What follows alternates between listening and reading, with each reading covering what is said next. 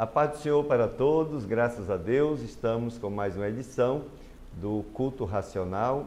Esse é um programa que está todas as terças à noite, às 10h30 da noite. Estamos aqui para trazer a você uma palavra de Deus nesse contexto, nesse contexto da fé, da apologética, a defesa da fé e, é claro, uma autocrítica, fazendo também uma autocrítica, avaliando como a nossa fé está. E quando eu me refiro à fé, eu estou me referindo à fé cristã, que tem sido desafiada aí nos últimos dias, nas últimas décadas, com eventos novos que têm surgido aí, os desafios à família, o desafio aos valores da família, o avanço de campanhas que consideramos completamente opostas aos ideais de Deus.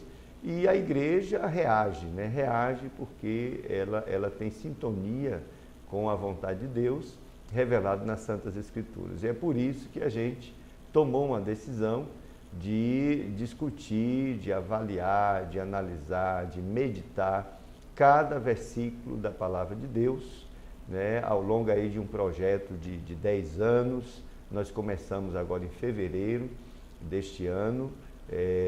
Escolhemos o livro de Romanos, que você está acompanhando, você que está pela primeira vez aqui conosco. Estamos discutindo versículo por versículo, capítulo por capítulo do livro de Romanos. Escolhemos Romanos por ser uma carta muito rica, aonde reside ali toda a base da fé cristã, justificação pela fé, e isso é muito rico para nós. Então escolhemos inicialmente esse livro, depois a gente vai avançar para outros livros, não temos pressa, tanto que de fevereiro até hoje a gente ainda está no versículo 5 do capítulo 2 de Romanos. Eu quero convidar você a estar conosco nessa caminhada aí, sem pressa. Nós queremos sim entender, dentro das nossas limitações, buscar do Senhor, do Santo Espírito de Deus, uma resposta, que Ele nos ensine a Santa Palavra de Deus, porque foi Ele mesmo que revelou essa palavra aos homens, foi Ele mesmo que deu essa palavra inspirada, maravilhosa, que é a maior riqueza que nós temos hoje. Então, Ele mesmo é a pessoa divina que abre o nosso entendimento para compreendermos a sua santa vontade, e, portanto, a vontade e os ideais de Deus estão impregnados aqui e disponíveis a todos nós. Então, essa é a nossa motivação e eu convido você a estar conosco. Oremos.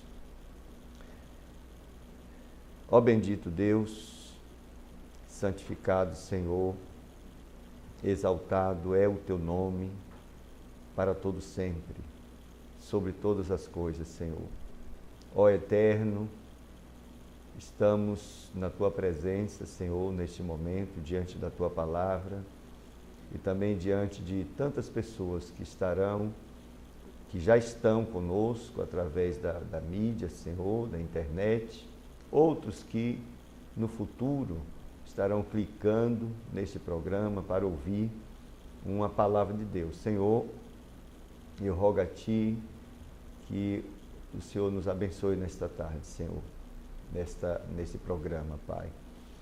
Eu rogo a Ti que o Senhor nos ajude, ó Santo Espírito, nos dê a iluminação necessária para que possamos comunicar aquilo que o Senhor tem colocado em nossos corações e que essa comunicação seja eficiente, Senhor, no coração, na mente dos nossos internautas, Pai.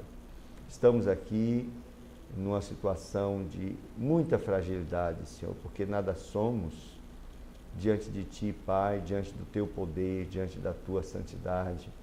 E só estamos na Tua presença por causa dos méritos de Jesus Cristo, Senhor.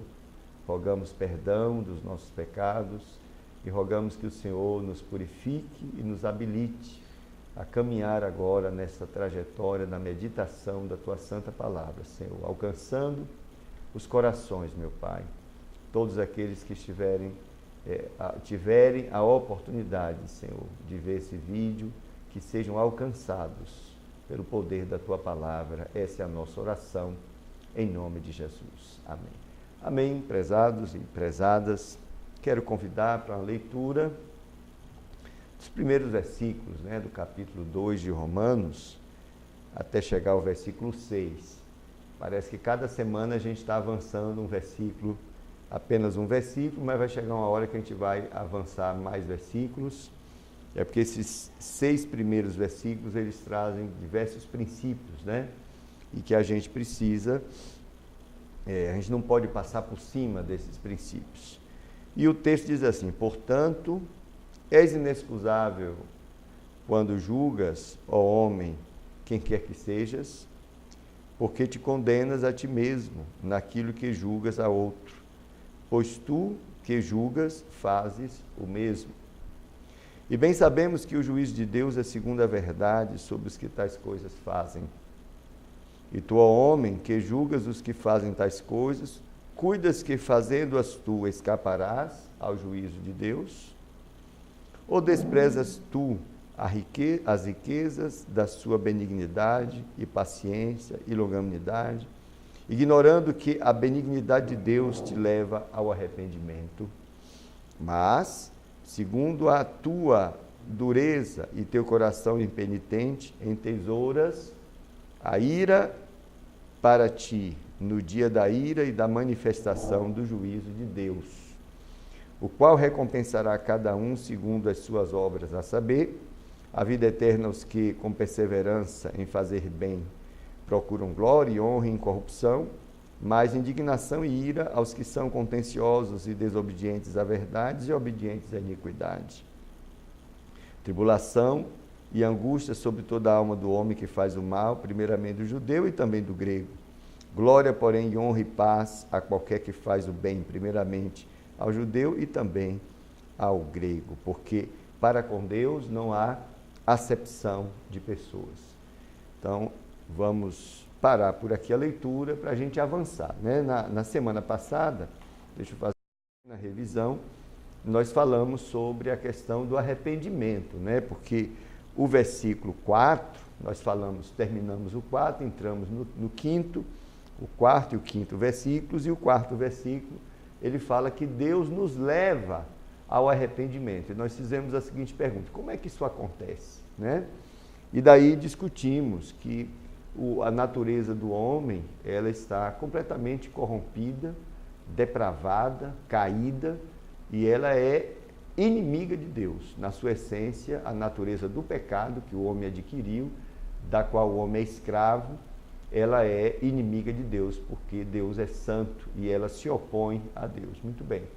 E por conta disso, o homem, quando eu digo homem aqui, é a humanidade, o homem se afastou de Deus, está muito longe de Deus, né? Nem percebe que está tão longe de Deus. Mas Deus convoca a todos ao arrependimento, porque Ele estabeleceu, né? Deus, Ele idealizou e Ele criou um plano de redenção para trazer toda a humanidade até Ele. E a agência divina, ela se coloca historicamente, né, de diversas maneiras, com ações, né, para convergir na vinda do Messias, do Filho de Deus, que veio, cumpriu tudo aquilo que eles haviam pensado, projetado, planejado para salvar a humanidade. E agora em Cristo, toda a humanidade pode se voltar para Deus através do sacrifício, dos méritos de Jesus Cristo, que ressuscitou e está com os braços abertos, oferecendo a mim e a você a vida eterna que só Ele pode dar. Bom, então, Deus convoca todas as pessoas, todos os seres humanos, ao arrependimento. E o indivíduo usaria, portanto, do seu arbítrio para optar em se voltar para Deus. Agora, o despertar para o arrependimento é Deus que faz, né? Então, do lado divino, Deus inspira os homens a se arrependerem. E do lado humano, o homem responde positivamente, se quiser, é claro, depois de ser iluminado pela mensagem do Evangelho, o homem resolve ou não, né, se voltar para Deus, porque o homem é livre para fazê-lo. Então nós discutimos essa questão, inclusive mostrando que o arrependimento é o primeiro passo que um ser humano dá para uma grande e maravilhosa transformação que Deus fará ou faria na sua vida, né? Apontando inclusive para a aquisição da natureza do próprio Deus e fazer parte, portanto, de uma glória maravilhosa para todo sempre e viver em comunhão eterna com Deus. E essa comunhão começa agora. Na realidade, a nossa peregrinação aqui na Terra, ela está ensinando a todos nós a como ter comunhão com Deus. É um treinamento, podemos ver desse jeito também. É um treinamento que vai desembocar lá na eternidade, quando uma plena comunhão com o Ser Altíssimo, e para isso ele nos fez participantes da sua natureza, porque Deus, ele tem comunhão com a sua própria natureza, ele não tem comunhão com a natureza corrompida do homem.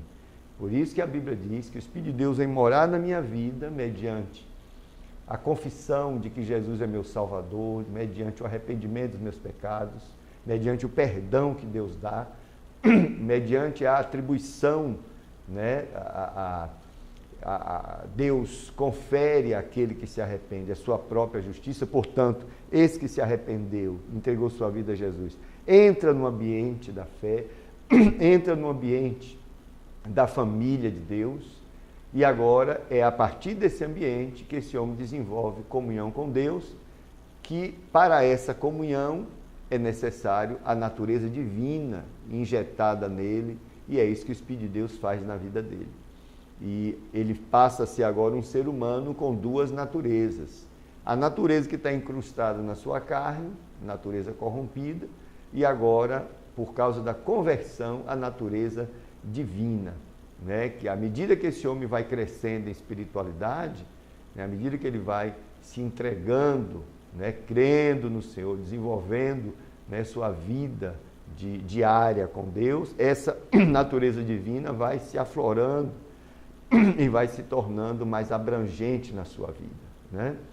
De maneira que aqui na Terra eu não preciso sair desse plano terrestre, mesmo aqui eu posso começar a conhecer ao Senhor. Jesus disse: a vida eterna é esta, que te conheçam a ti como único Deus verdadeiro e a Jesus Cristo a quem enviaste. Então, é a partir deste momento aqui que nós começamos uma peregrinação, uma trajetória apontando para a estatura do varão perfeito, né?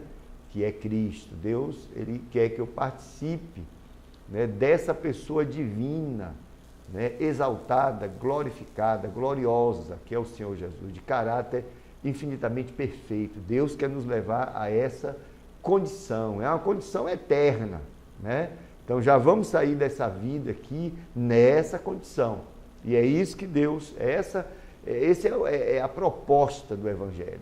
Te dar uma vida eterna, mas não apenas para levar você para a glória, mas levar você numa condição glorificada, tá? E além disso, em constante crescimento espiritual, que segundo se infere de textos bíblicos, um crescimento que apontará para a eternidade. Mesmo lá estaremos crescendo na presença do Senhor. E esse livro ele trata disso, mas não nesse capítulo.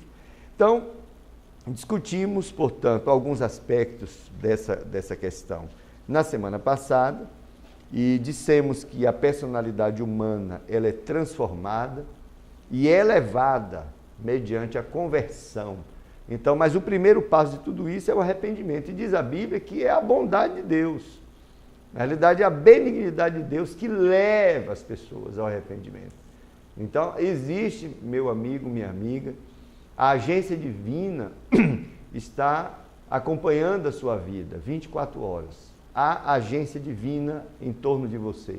Anjos de Deus, o Espírito de Deus está lhe acompanhando, tentando lhe mostrar, né, a benignidade de Deus, tentando lhe mostrar a bondade de Deus, tentando estimular você, provocar em você, inspirar você um arrependimento, porque Ele quer atrair você para uma comunhão maravilhosa. É isso que a agência divina está fazendo com o mundo todo, né? Deus não abandonou o mundo, não. Deus está insistindo, está mandando seus agentes.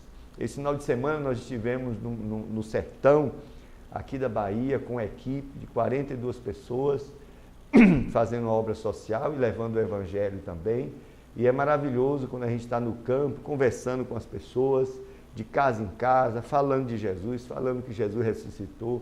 E você vê claramente a manifestação do Espírito de Deus, da agência divina, dando um apoio completo na evangelização. 15 almas se converteram ao Senhor Jesus, isso nos alegra muito, né? Mas é só para mostrar que Jesus está vivo, está aqui entre nós, nos abençoando.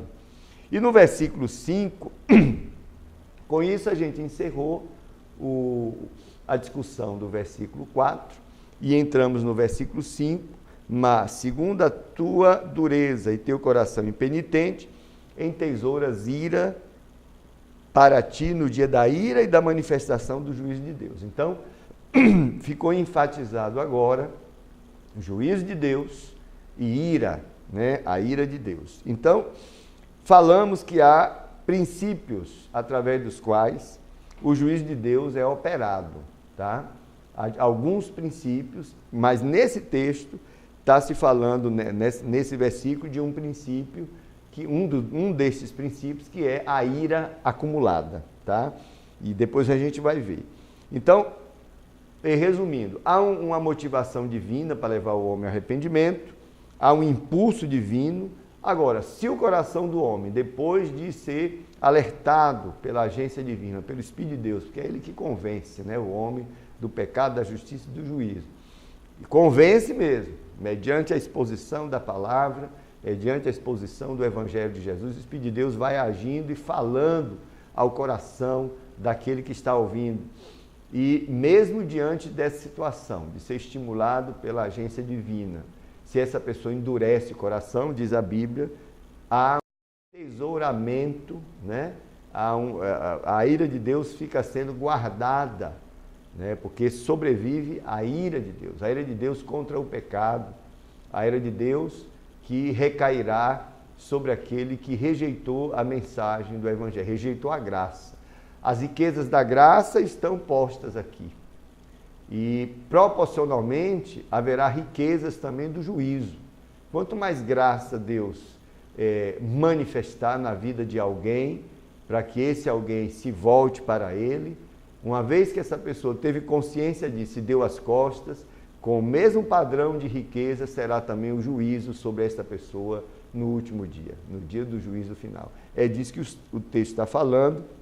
Então, quando o homem ele responde negativamente a esse estímulo da graça, da agência divina, ele está, de outra forma, ele está, em outras palavras dizendo, ele está impedindo que a graça atue na sua vida. E isso é gravíssimo. Bom, de maneira que, quando o texto fala, versículo 5, fala o teu coração impenitente, está falando aqui do homem interior, né? O homem interior, que ele é eterno, né? Esse corpo vai ficar, mas esse corpo fica aqui na terra, mas nós vamos permanecer. Essa parte imaterial, o nosso eu imaterial, ele segue para a eternidade, tá? E a Bíblia está se referindo aqui a essa parte imaterial, a nossa consciência, né? Tudo que é nós, né? Tudo que é nós sem esse corpo, se torna duro e impenitente, a Bíblia diz que a ira de Deus, ela é acumulada para que se manifeste no dia do juízo. Todos nós enfrentaremos o juízo de Deus, tá? Então, todo homem pode se arrepender, porque a graça é dada a todas, tá?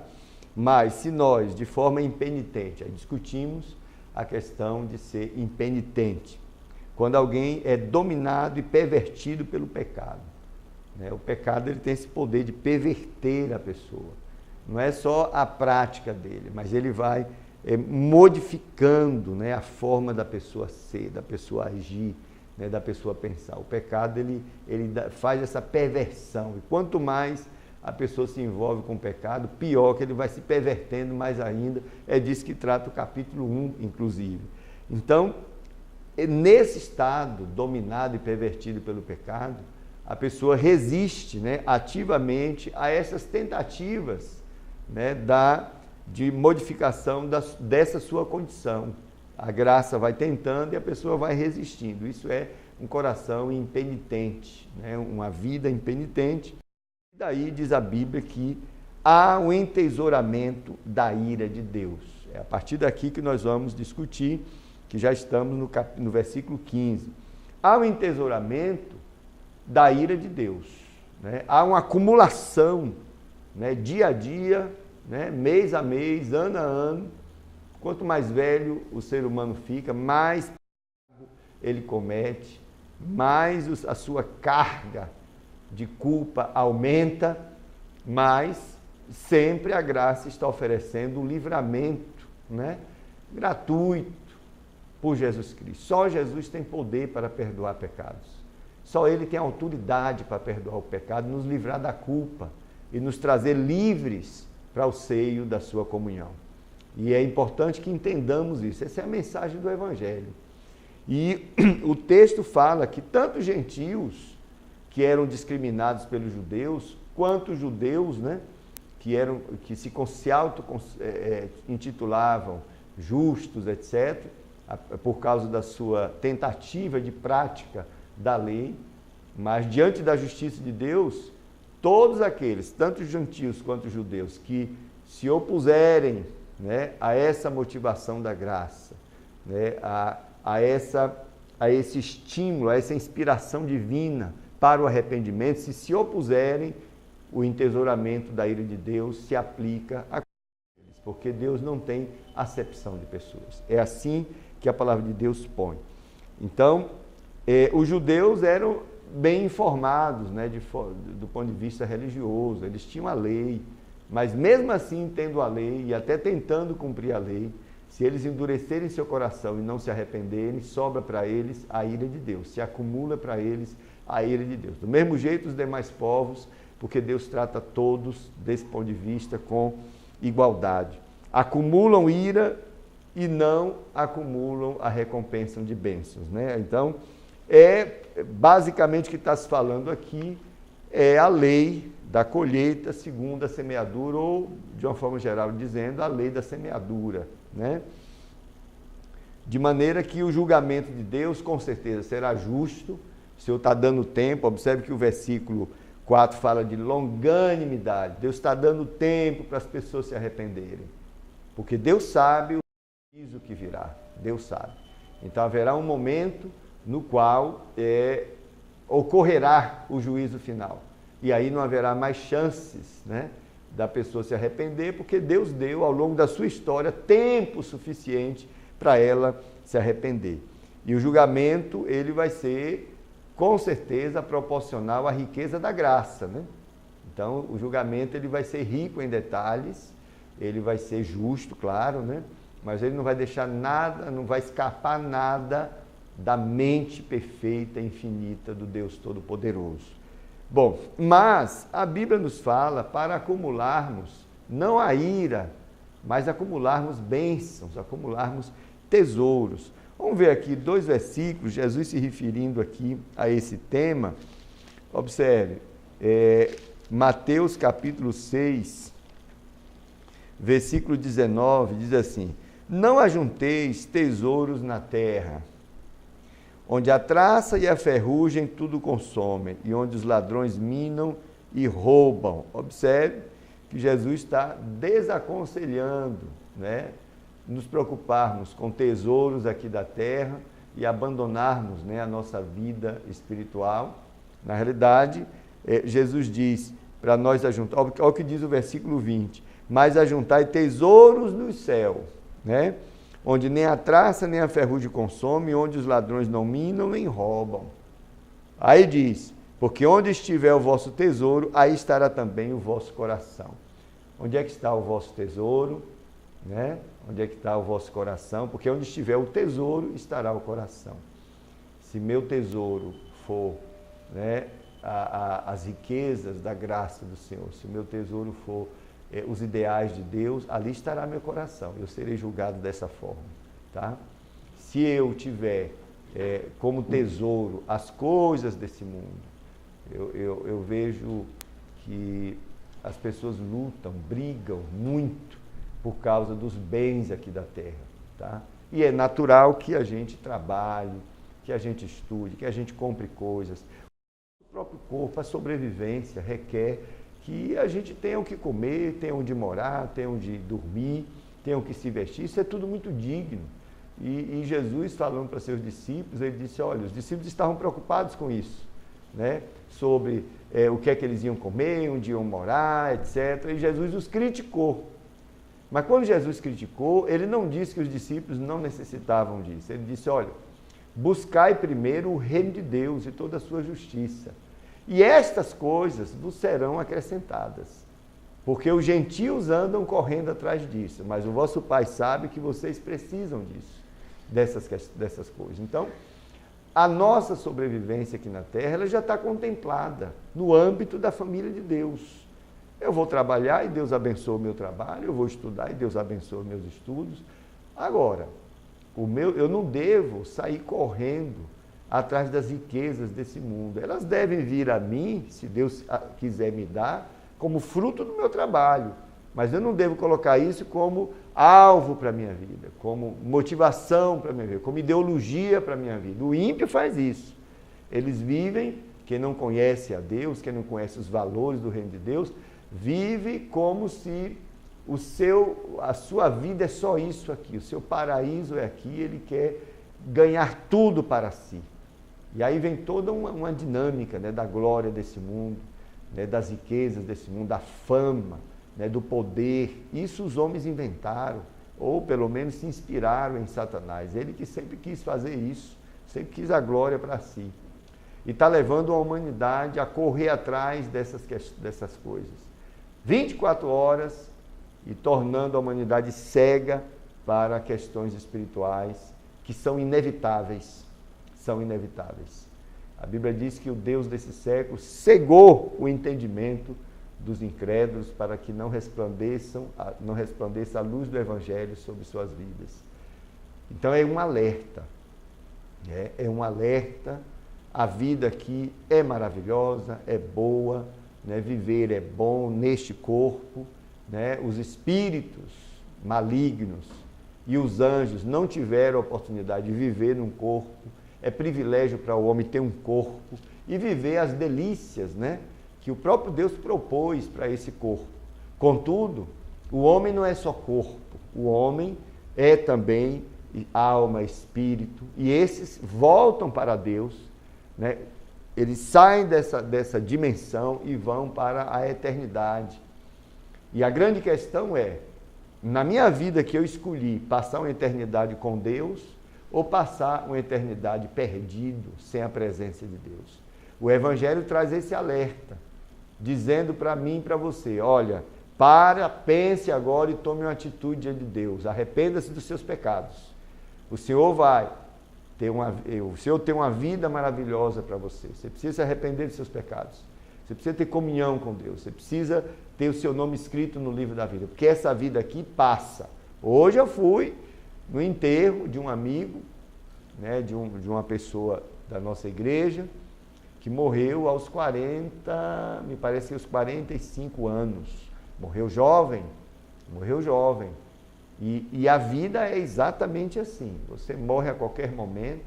Alguns têm o privilégio de viverem 80 anos, 90 anos, alguns até se atrevem a viver 100 e poucos anos, mas eu desafio você, chame qualquer pessoa de uma idade avançada, qualquer um desses privilegiados aí, e pergunte a ele assim, como foi sua vida em termos de longanimidade? Sabe o que ele vai responder? Foi rápida. É só a experiência mostra isso. Essa vida aqui, ainda que você viva 100 anos, essa vida aqui é rapidinho. Mas a vida na eternidade, ela é eterna. A pergunta é, como vou passar essa vida eterna? Em comunhão com Deus, na presença de Deus, nas esferas celestiais? Ou vou passar a minha vida eterna no lago de fogo, em sofrimento, em punição eterna? Porque saindo desse plano, quando a história da humanidade cessar, haverá o juízo final e Deus vai me julgar segundo a sua santa palavra. É o que o texto que estamos lendo hoje, o texto ele traz essa reflexão. Bom, mais um versículo da palavra de Deus, o mesmo Mateus 19, versículo 21, diz assim: Disse-lhe Jesus, se queres ser perfeito, era Jesus falando com um jovem rico, né? Se queres ser perfeito, vai e vende tudo que tens, dá-o aos pobres e terás um tesouro no céu. E vem e segue-me. Jesus falou isso para um jovem porque ele viu que a riqueza estava sendo um impedimento para aquela pessoa servir a Deus. Isso é muito lamentável, porque essa é a realidade que vivemos hoje. Às vezes você prega para uma pessoa e ela, por causa das riquezas, por causa dos amigos, por causa do conforto, que é muito atrativo, né? Ela rejeita a mensagem do Evangelho. Ela não quer servir a Deus, ela não quer servir, ela quer ser servido ou ser servida. Então isso a condena, né? Se continuar desse jeito, vai ser condenada pela sua própria conduta. E Jesus alertou para isso, né? Se aquilo estava sendo se a riqueza daquele jovem estava sendo uma dificuldade para ele entrar no reino dos céus, disse Jesus, vende tudo e dá para os pobres, rapaz. É melhor você fazer isso do que ir para o inferno. Se isso está impedindo você entrar a Deus. E uma vez Jesus falou, criticando os ricos, né? Não todos, é claro, mas ele disse que era muito difícil um rico entrar no reino dos céus, por causa dessa questão. Não que os ricos não possam entrar, a porta está aberta para todos.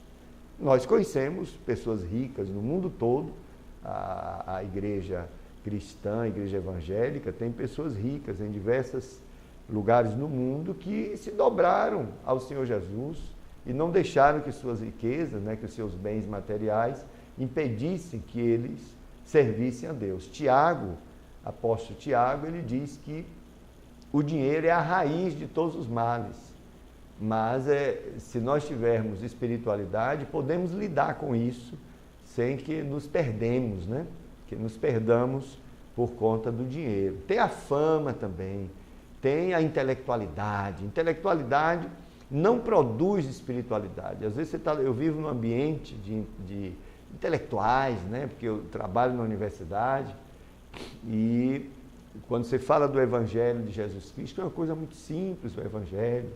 Ocorrem muitos questionamentos, as pessoas se prendem muito aos questionamentos. E questionamentos que muitas vezes são justos mesmo, tem que ter questionamentos. E a palavra de Deus responde, mas a dureza do coração, né? Por conta da intelectualidade, termina afastando as pessoas do Evangelho de Jesus. E chegam até a dizer, vocês só aceitaram Jesus porque vocês são gentinhas, são gentalha, são analfabetos, que não é verdade, né? Mas tem o preconceito. Você chega na Europa, as pessoas dizem, vocês latinos, terceiro mundo é que precisam de Deus, vocês inventaram Deus por causa das suas necessidades. Nós não, claro, o Deus deles é o dinheiro, né?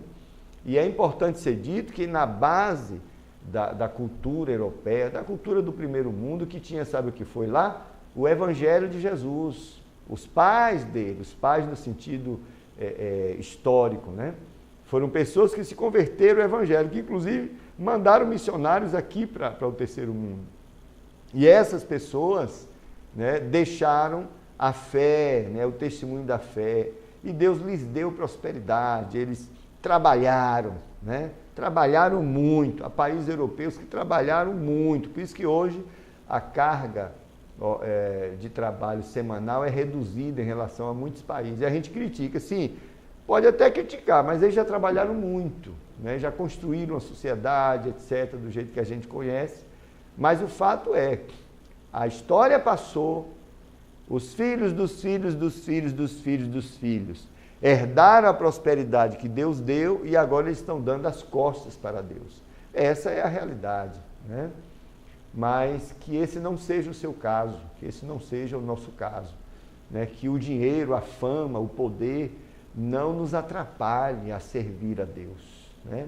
Porque quem tem poder genuíno, né? Quem é digno de toda a honra e toda a glória é o Senhor Jesus. Foi Ele que pagou preço infinito por mim, porque me amou. E por isso que eu tenho que entregar a minha vida a Ele, sem nenhuma restrição, entregar completamente. É assim que a gente serve a Deus, se entregando a Jesus. Então, é importante que a gente não entesoure ira por falta de arrependimento, mas entesoure bênçãos nos céus, tesouros nos céus, né? Por conta de obediência, de submissão, de fé, de conversão, de arrependimento. Então, são duas formas de entesourar, né, o futuro, né? Duas formas de levarmos algo para o futuro. Não vamos levar bens materiais, nem esse corpo a gente leva para a eternidade. O que nós vamos levar vai ser ou ira de Deus entesourada, guardada para mim mesmo, para nós mesmos no dia do juízo, ou vamos entesourar um bem-vindo. O Senhor vai dizer: vinde bendito do meu Pai, entre agora no gozo, né, do seu Senhor. É isso que nós precisamos entesourar, né? Bom, e o texto ele trata disso. Mas agora entra o versículo 6, né? O versículo 6 agora é novo nessa discussão que estamos pondo agora, que diz assim, vou ler o 5 e a gente lê o 6. O 5 diz assim: mas segundo a tua dureza e teu coração impenitente, entesouras ira para ti no dia da ira e da manifestação do juízo de Deus. Versículo 6, o qual recompensará cada um segundo as suas obras. Bom, observe que aparece agora um outro princípio, né, do juízo de Deus, que é segundo as obras. Então, há estudiosos que estabelecem encontram, né, nas Escrituras 7 princípios através dos quais Deus fará o seu juízo, o juízo final. Já estamos vendo nesse texto 2. Um deles foi a ira entesourada, tá? É um princípio. E o outro que agora aparece é o julgamento segundo as obras. Segundo as obras de quem? De todos. Bom, então, está dito que ele recompensará cada um, tanto faz aquele que creu, quanto aquele que não creu, ele vai retribuir cada um segundo as suas obras. Isso aí é porque estamos falando do universo moral de Deus, né? Deus, que é santo, ele fez um universo moral, né? E nesse universo, ele deu a oportunidade de vida aos seres humanos. E ele revela a esses seres humanos a sua santa vontade. E dá livre-arbítrio a essas pessoas, a todas elas. Deixando essas pessoas livres para seguir os seus preceitos ou não. E o Senhor estabelece a sua vontade, estabelece e revela também aquilo que ele vai fazer quando terminar esse projeto, digamos assim, de humanidade. E esse universo moral, ele exige, né, que haja um julgamento das obras lá no juízo final. Não é só isso que vai ser, digamos assim, princípio do juízo final, o julgamento das obras. Terá outros princípios. Mas eu estou falando desse aqui particularmente, julgar as obras, de todos. E há um crescimento, um crescimento teológico, né, no entendimento dessa questão do universo moral. Vamos voltar para Jó. Não sei se todos conhecem a história de Jó. Jó era um homem considerado justo, sincero diante de Deus.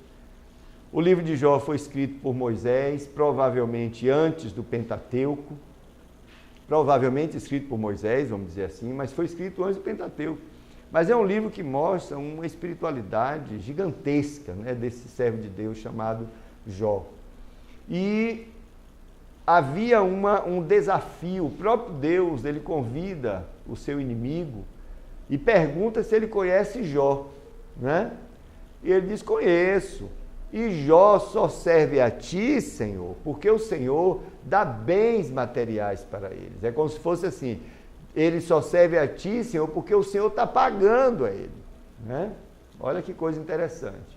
Mas Deus sabia que Jó era um homem que tinha nele uma conversão genuína. Ele servia a Deus porque Deus é Deus. Ele adorava a Deus porque Deus era Deus. Aí está uma prova de um rico que que não se dobrou às riquezas. E o Senhor, ele autoriza aquele inimigo dele a tocar nos bens de Jó. E Jó, aí todos conhecem essa história, perdeu tudo, se manteve firme. Depois Deus autoriza aquele inimigo tocar na saúde de Jó. Jó tem lepra, ficou numa posição assim lamentável. E Jó foi visitado por alguns amigos deles. E na época, a ideia de que quando se morria, a pessoa ia para um estado de sono para sempre e ponto final. Essa dimensão de vida eterna, de viver com Deus, de comunhão eterna, de uma vida depois dessa vida aqui, não estava sendo, não era ainda clara teologicamente. A revelação ainda estava sendo dada de forma paulatina, né? Paulatinamente. Tanto que você olha todo o Pentateuco, você não encontra essa ideia de vida após a morte, que ela é enriquecida, a revelação ela passa a ser completa quando você já está entrando no Novo Testamento. Já lá no meio dos Salmos, né, Davi já percebia, o Espírito de Deus já mostrava a Davi uma dimensão após a morte, quando ele diz, não deixar teu servo no Sheol, etc. Já é uma dimensão de vida depois dessa existência aqui. Mas esse não era o caso de Salmos para trás, né? Porque a revelação estava sendo dada ainda. Então, os amigos de Jó, eles entendiam que havia um Deus e que havia, portanto, já que Deus é santo, que o universo era o universo moral de Deus, justo. Então, se Jó estava sofrendo, é porque Jó estava pecando, porque eles entendiam que o mal que se fazia tinha que pagar aqui. Não havia um julgamento lá na frente. Então, se Jó sofria, no entendimento deles, não de todos, de 3 deles pelo menos, é porque Jó tinha pecado contra Deus. E, portanto, já havia uma recompensa, uma retribuição do pecado aqui. Pecou, então estava mal porque pecou, porque era o juízo, o julgamento de Deus que deveria acontecer no universo moral. Porque eles não tinham dimensão do que acontecia depois da morte. Mas Jó tinha um relacionamento profundo com Deus, uma comunhão profunda com Deus. E ele não se convencia de que ele estava em pecado. Mesmo sem muito entendimento teológico, ele disse, olha, eu sei que meu Redentor vive. Porque ele tinha já a ideia de redenção, né? É um homem assim exemplar, deixou um grande exemplo para toda a cristandade, né? O exemplo de Jó, mas só para mostrar essa questão do universo moral. Hoje nós entendemos do mesmo jeito o universo moral, só que com essa dimensão que a palavra de Deus revela do juízo final. Haverá o juízo. É óbvio que há pecados, né? Há questões que se fazem aqui, e aqui mesmo você já tem, né? Você já tem a dimensão do que está acontecendo e Deus vai e toma sua vida e também ocorre uma conscientização a partir da palavra de Deus, tá? Mas o que acontece também é que, pela revelação do Novo Testamento, a gente vê que pessoas pagam aqui o que fazem, mas há também o julgamento da situação, digamos, espiritual de cada um lá no juízo final. Bom, eu vou ter que encerrar, o nosso horário acabou. Próxima semana a gente vai retomar essa discussão e eu quero agradecer a você por estar conosco. Deus abençoe, a paz do Senhor. Próxima semana a gente retoma o versículo 6.